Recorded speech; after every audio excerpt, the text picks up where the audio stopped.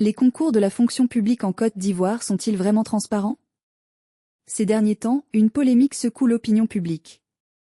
Des accusations de fraude circulent, alimentant une crise de confiance entre les citoyens et les institutions. Face à cette situation, le directeur général de la fonction publique et celui de l'ENA ont décidé de répondre aux critiques pour clarifier la situation. Que disent-ils réellement? Peut-on encore faire confiance au système des concours? Et surtout, que doivent retenir les candidats? Dans cette vidéo, nous allons analyser les déclarations. Corrige ma copie. Est-ce que ma note, vraiment, j'ai eu quelle note pour qu'on dise que je ne suis pas admis, etc., etc. Parce qu'avant cela, on vous disait juste que vous n'étiez pas admis à un concours. Vous n'avez pas donc les notes, vous ne saviez rien du tout. Alors depuis 2022, vous avez vos notes, vous avez votre moyenne, vous avez votre rang et vous avez la moyenne du dernier des admis. Donc, regardez bien la différence qui existe entre votre note et celle du dernier candidat admis. Cet écart n'est pas là par hasard. Il traduit la volonté claire du ministère, montrer exactement comment les résultats sont établis, et faire comprendre à chaque candidat non retenu les raisons réelles de son échec. Il faut que ce soit dit sans ambiguïté. Si vous n'êtes pas admis, ce n'est pas parce que vous n'avez pas donné d'argent, ce n'est pas parce que vous ne connaissez personne. C'est uniquement parce que vos résultats sont en dessous du niveau attendu pour ce concours. Vous voyez un peu l'écart qu'il y a entre le dernier des admis et vous-même. Donc tout cela participe de la volonté du ministère de montrer ce qui est fait et de montrer au candidat qui échoue qu'il a échoué pas parce qu'il n'a pas payé ou qu'il ne connaît pas quelqu'un, mais parce que ses performances sont en deçà de ce qui est attendu. Et il ne s'arrête pas là. Sur ces concours sans admis, le directeur de la fonction publique a d'autres précisions. On vend les concours, mais je dis, mais si on vendait les concours, nous n'allons jamais avoir de concours avec 0 admis. Mais je le dis, je le répète, qu'il y aura des concours où il n'y a pas d'admis, parce que les jurys estiment que la prestation des candidats est en deçà de ce qu'on peut attendre en termes de performance. Quel concours, par exemple? Le bilan est posé, 31 concours ouverts, 0 reçus. 51 autres, désertés avant même la première épreuve. Pour le directeur de la fonction publique, c'est une réalité qu'il faut désormais regarder en face. Car au-delà des statistiques, ce sont des postes non pourvus, des besoins non couverts, et un signal envoyé à toute une génération. Le diagnostic est fait. Reste à comprendre les causes. Aux différents candidats, que plutôt que d'être dans l'émotion, que d'être sur les réseaux sociaux, à la recherche du sensationnel, il faut s'organiser et travailler. Et je dois encore dire que certains concours, les jurys sont obligés de descendre jusqu'à la concurrence de 8 de moyenne. Comme vous venez de l'entendre, le directeur de la fonction publique le confirme. Pour certains concours, les jurys sont contraints de descendre jusqu'à 8 de moyenne pour pourvoir les postes. Mais alors, pourquoi en arrive-t-on là? Quelles sont les raisons qui poussent à abaisser ainsi le niveau de recrutement? Explication à suivre. Parce qu'on a les postes budgétaires, on a les besoins, mais la performance des candidats n'est pas à la hauteur. Mais on descend jusqu'à 8 de moyenne. Donc, que cette sensation générale de dire c'est parce que je ne connais pas quelqu'un, ou bien que je n'ai pas un réseau pour donner de l'argent que j'échoue, c'est faux.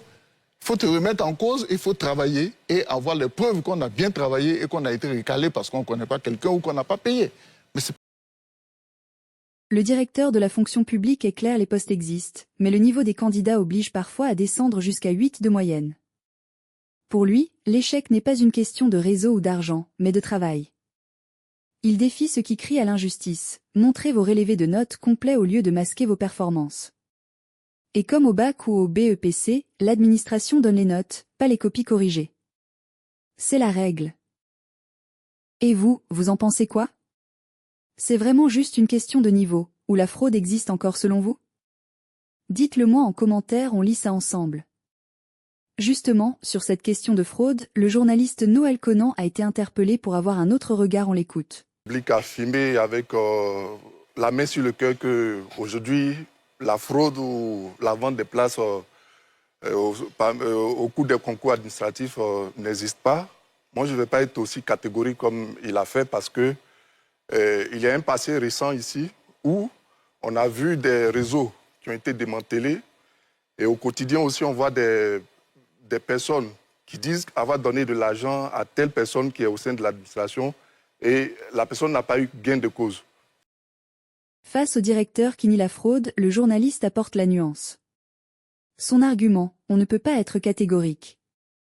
Des réseaux ont été démantelés, et des affaires de vente de places sont encore dans les commissariats aujourd'hui. Pour lui, le problème n'est pas que le niveau des candidats. Est-ce qu'il peut nous rassurer sur ce plateau et devant nos compatriotes que dans l'organisation des concours, l'administration a vraiment les mains libres et si aussi le personnel, la direction générale n'a pas un quota de places réservé en tout cas à tous ceux qui travaillent au sein. Le journaliste déplace le débat. Après avoir répondu au directeur de la fonction publique sur la fraude, il interpelle maintenant le DG de l'ENA. 2 questions directes. 1. L'administration a-t-elle vraiment les mains libres pour organiser les concours? 2. Existe-t-il des quotas de places réservés au personnel interne? La question est posée, on écoute la réponse du DG de l'ENA. Fonction publique. Okay. Le fond de la question, c'est plutôt de savoir s'il y a, disons, quelle est la qualité de la confiance que les citoyens, que les populations ont dans l'action publique.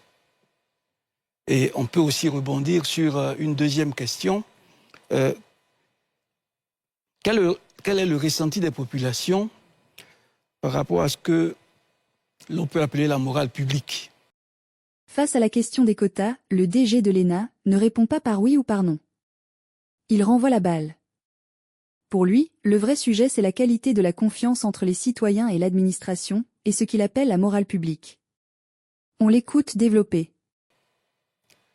Parce que ça fait de longues années, en dépit de toutes les réformes qui ont été apportées année après année, que l'on parle de fraude, que l'on déclasse les résultats, que l'on les accuse de peu sincères. Mais c'est parce que justement il y a cette crise-là, en rapport avec l'État, en rapport avec l'action publique, en rapport avec la morale publique, que l'on s'autorise à promouvoir cette culture-là. Cette fois, le DG de l'ENA répond sur le fond. Il ne nie plus. Il explique l'origine du problème selon lui. Son analyse, si on parle de fraude depuis des années, malgré les réformes, c'est à cause d'une crise de confiance entre l'État et les citoyens. Pour lui, cette crise de la morale publique nourrit la culture de la fraude. En clair, il déplace la responsabilité. Le problème n'est pas que technique, il est sociétal. Il poursuit son argumentaire. C'est parce que pendant longtemps, la culture de la facilité, cette culture qui a ébranlé totalement le goût de l'effort, cette culture-là, aujourd'hui, a pignon sur rue. De sorte qu'on a le sentiment qu'il ne peut pas avoir de réussite sans avoir eu un soutien. Qu'il ne peut pas avoir de réussite à un concours sans avoir payé. Et pourtant, de nombreux jeunes Ivoiriens présentent leur concours dans les meilleures conditions, par leur propre travail, et réussissent. Et quand vous regardez leurs origines, c'est inimaginable qu'ils puissent avoir payé avant d'entrer. Retour à la question initiale de Noël Conan. Le journaliste parlait d'affaires en cours, des personnes qui disent avoir payé pour des concours sans résultat. Le DG de l'ENA prend la parole sur ces cas qui sont devant la justice. Il va justifier sa position. Écoutons sa réponse. Justement parce qu'autour de toute activité comme celle-là, il y a une économie qui se développe, une économie informelle qui se développe, et où certaines personnes y voient un filon d'enrichissement.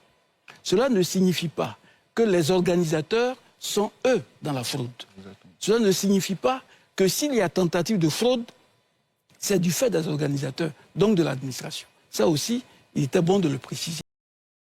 Dans ces derniers mots, le DG de l'ENA change d'angle pour clore le débat sur la fraude. Sa thèse, autour des concours, il existe une économie informelle. Des individus exploitent le système et y voient un filon d'enrichissement. Mais pour lui, cette économie parallèle n'implique pas automatiquement les organisateurs. Il distingue donc 2 choses. 1. L'existence de tentatives de fraude ou d'arnaque par des tiers. 2. La responsabilité de l'administration qui l'écarte. En résumé, le DG admet qu'il y a un environnement propice aux arnaques, mais dédouane l'institution elle-même.